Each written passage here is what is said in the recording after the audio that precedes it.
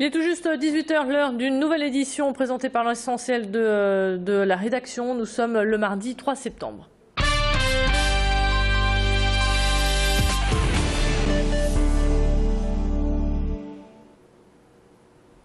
Le président de la République et 3 ministres en visite dans le Nord pour cette grande journée de rentrée scolaire. Quelques ministres étaient de passage. Vincent Peillon, le ministre de l'Éducation nationale, Valérie Fourniron, ministre des Sports, et Georges Paul-Langevin, ministre délégué à la réussite éducative, sont tous les 3 venus accompagner François Hollande à Denain avant de poursuivre leur route direction Roubaix, où ils ont assisté à la présentation des ateliers périscolaires de la ville.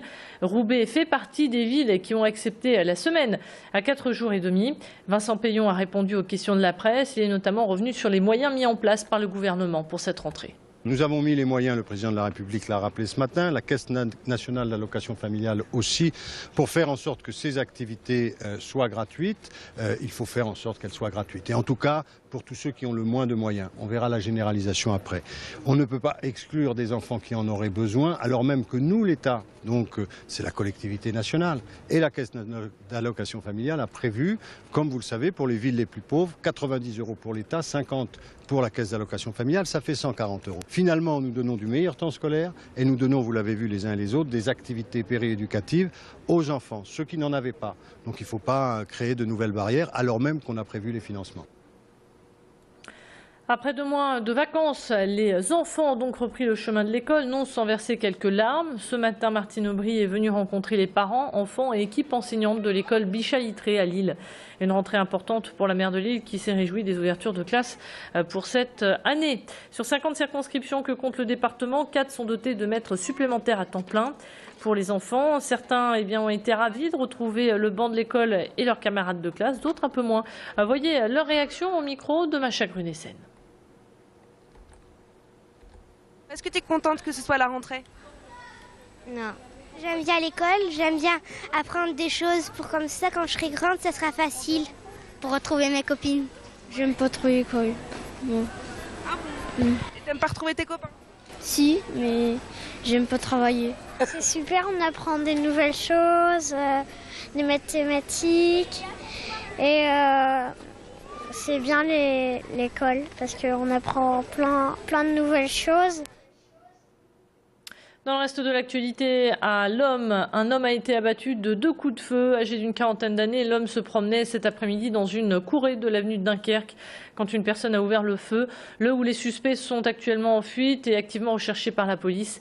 La victime a été touchée par 2 balles, l'une au niveau de l'épaule, l'autre au niveau du thorax. Aucune piste n'est écartée par les forces de l'ordre.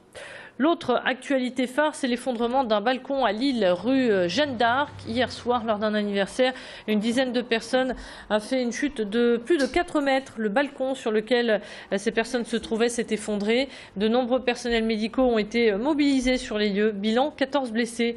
Aucun pronostic vital n'est engagé. Le balcon donnait sur une cour intérieure et se serait effondré en raison d'une surcharge. Y aura-t-il un repreneur pour l'entreprise Gossens basée à Marc-en-Barœul? Les chances sont minces à en croire les salariés. Placés en redressement judiciaire depuis le mois de janvier, les salariés sont dans le flou. Cet après-midi, une table ronde s'est tenue à la préfecture. Le tribunal de commerce Grand Lille, basé à Tourcoing, rendra sa décision demain matin. Les commémorations de la bataille de Bouvines se dérouleront en juillet prochain. 800 ans nous séparent de cette date que certains historiens considèrent comme la bataille créatrice de la nation française. Alors pour fêter cela, un spectacle de son et lumière sera présenté au public. Ami de longue date, la ville de Marquette-les-Lilles s'associe à cet événement. Alain Bernard, le maire de Bouvines, était sur notre plateau ce matin. Il est revenu sur l'histoire de cette bataille. C'est une date importante pour l'histoire de France. Que la bataille de Bouvines, je vais vous situer un peu le contexte après, a marqué le début de la nation française. Selon les historiens, c'est la première fois que les milices, les communes se sont regroupées autour du roi de France. Donc il y a eu ce sentiment d'appartenance nationale, comme on dit. Et puis le territoire du royaume de France, qui allait de Compiègne à Orléans, s'est décuplé après la victoire de Philippe Auguste.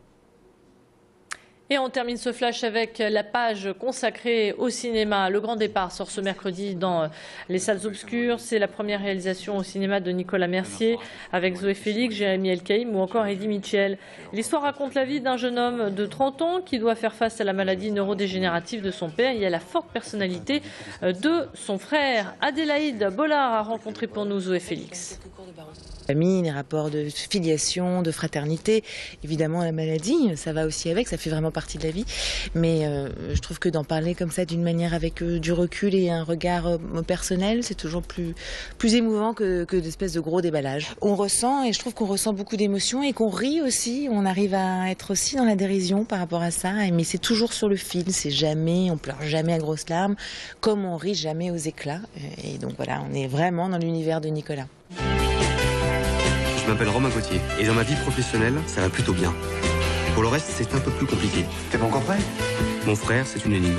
Comment s'entendre quand on ne se comprend pas? Ce qui est sûr, c'est que depuis tout petit, je suis son jouet préféré. Votre père présente tous les symptômes d'une démence à corps de Lévy. Tu es en retard, j'ai pas pu réserver. Ta mère se promène en petite culotte au supermarché. C'est maintenant que t'arrives. Moi, je pensais qu'il faisait une dépression. Écoutez, nous avons un vrai problème. Fin de ce flash, à suivre votre météo. Restez branchés à l'actualité, branchés sur Grand Lille TV.